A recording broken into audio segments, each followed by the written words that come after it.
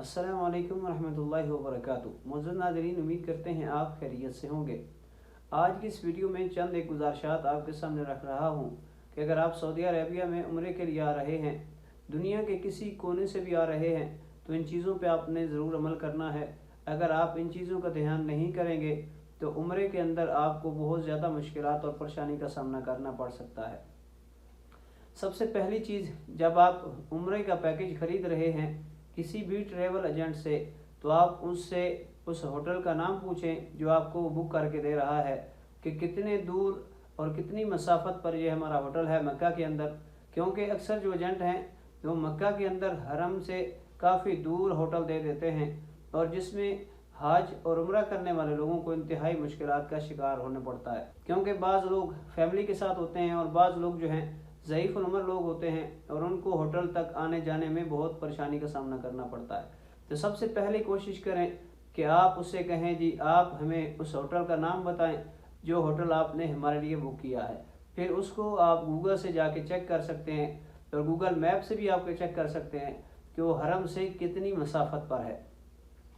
और इसी तरह मस्जिद नबी से जो होटल देते हैं मदीने के अंदर, वो थोड़ा करीब दे देते हैं, लेकिन कोशिश करें कि उसका भी आप नाम उनसे पूछ के गूगल मैप पे और गूगल पे सर्च करें कि आया कि वो कितनी दूर है और कितना टाइम लग सकता है आपको मस्जिद नबी के अंदर आने जाने में। अब बात करते हैं दूसरे नंबर पर, जो आप बुज़ुर्ग हजरात आते हैं या आप बुज़ुर्ग हजरात या फैमिली हजरात को लाना चाहते हैं, तो मैं आपसे रिक्वेस्ट करूँगा कि कोशिश करें कि जो अपना रूम बुक कर रहे हैं, जो अगर फैमिली के साथ हैं तो बिल्कुल सेपरेट और अलग अपना रूम लें, ताकि यहाँ आने में आपको परेशानी का सामना नहीं करना पड़ेगा।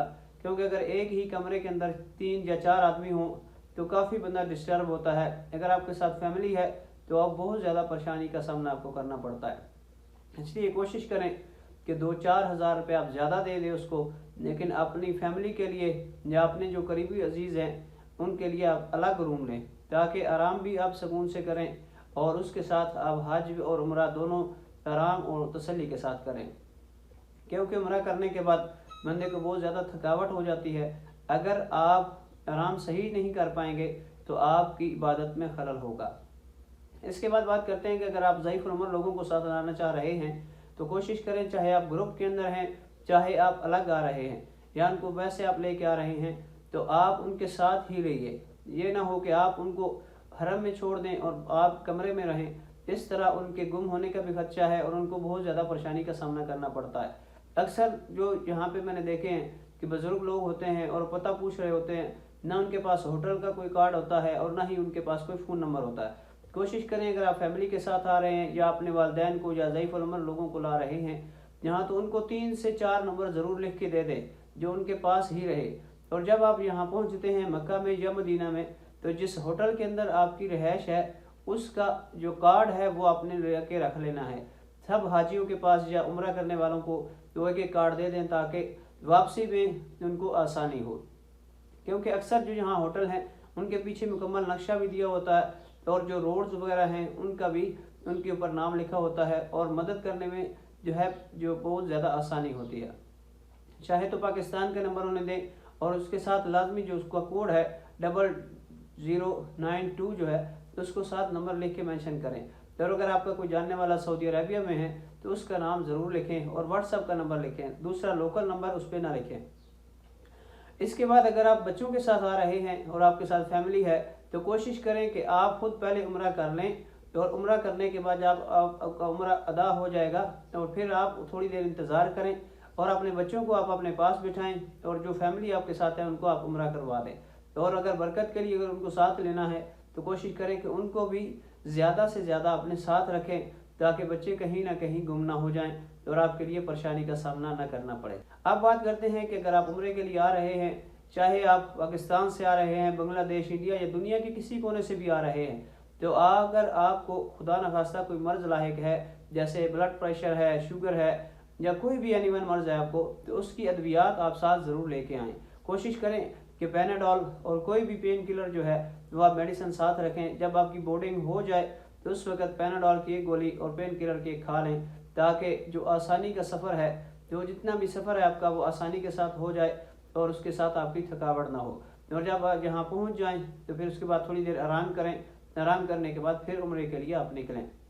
और कोशिश करें कि अगर उम्रा आप आसानी से रश से बच के करना चाह रहे हैं तो रात के आखिरी पहर को आप वक़्त को तरजीह दें, यानी 1 से लेकर 3 बजे तक के दरमियान यहाँ जो है रश बहुत कम होता है, उस वक़्त आप उम्रा करें, बहुत ज़्यादा आसानी के साथ आपका उम्रा हो जाएगा। और इंशाअल्लाह अज़ीज़ आप हजर अस्वद को बोसा भी दे लेंगे। अगर हजर अस्वद को बोसा नहीं भी दें तो दीवार काबा को आराम और सुकून के साथ आप छू सकते हैं, और खाना काबा के गिलाफ को पकड़ के आप दुआएं कर सकते हैं।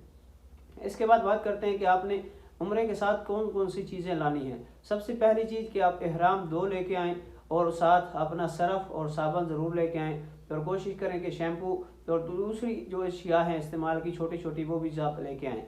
तो उसके साथ आपका नाखन कटर हो जाएगा, कैंची हो जाए, अगर कोई उच्चा बाल निकालने के इस्तेमाल करते हैं वो भी लेके आएँ, और अगर कोशिश करें तो चार्जर वाली जो मशीन है वो भी आप साथ लेके आएँ।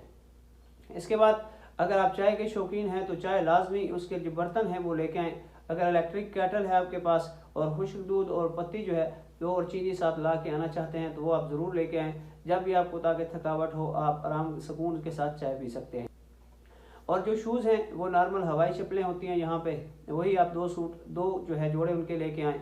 और कोशिश करें कि यहाँ आने के बाद जो है शॉपिंग यहाँ से न करें, जैसे जानमाज हो गया, तौलिया, या इसके अलावा जो तस्बीहात हैं या इसके साथ टोपियाँ वगैरह हैं और जो खुशबुएँ हैं, ये आपको पाकिस्तान में इससे ज़्यादा जो है सस्ती भी मिल जाएंगी और अच्छी भी मिल जाएंगी। यहाँ पे आपको मिलेगी लेकिन बहुत ज़्यादा महंगी होगी बनिस्बत पाकिस्तान या इंडिया और बांग्लादेश के। आप कोशिश करें कि जितनी ज़्यादा हो सके आप इबादत के अंदर अपना टाइम गुजारें, और ये जो ख़रीदो फरोख्त है आप ये वहाँ अपने मुल्क से ही कर सकते हैं। इसके बाद बात करते हैं कि अगर आप मक्का में हैं और मक्का में जो ज़ियारात हैं उनका जो है वो टाइम आप रखें फजर की नमाज के बाद। फजर की नमाज़ पढ़ें और उसके बाद आप नाश्ता करें। नाश्ता करने के बाद गाड़ियाँ भी मिल जाती हैं आपको ज़ियारत के लिए, अगर आपका कोई अपना आदमी है जानने वाला तो उसको कह के आप ज़ियारत कर सकते हैं। इसी तरह मस्जिद नबवी के अंदर आप सुबह की नमाज़ पढ़ें, वहाँ पे नाश्ता करें। नाश्ता कर लेने के बाद आप जो मखसूस ज़ियारत हैं उनको भी आप फजर की नमाज के बाद नाश्ता करके आप कर सकते हैं। एक तो टाइम भी ठंडा होता है और वक़्त भी बच जाएगा आपको, और फिर वापस आ जाएं तकरीबन 10 के करीब, और फिर थोड़ी देर आराम करें, उसके बाद आप नमाज अदा कर सकते हैं। सबसे रिक्वेस्ट यही करूँगा कि जो भी आना चाह रहा है उसको चाहिए कि वो व्हाट्सएप का जो अकाउंट है वो भी बेशक आपका हो, लेकिन ईमो का अकाउंट आप बना के लाएँ, क्योंकि यहाँ पे व्हाट्सएप ब्लॉग है, इस पर कॉल नहीं होती। वैसे कुछ दूसरे जो प्लेटफॉर्म हैं उनको यूज़ करके व्हाट्सएप पे कॉल हो सकती है, लेकिन वो गैर कानूनी है। तो कभी भी मैं आपको मशवरा नहीं दूंगा, खुदा न खास्ता अगर आप पकड़े जाते हैं तो उस पर आपको जेल भी हो सकती है और जुर्माना भी हो सकता है।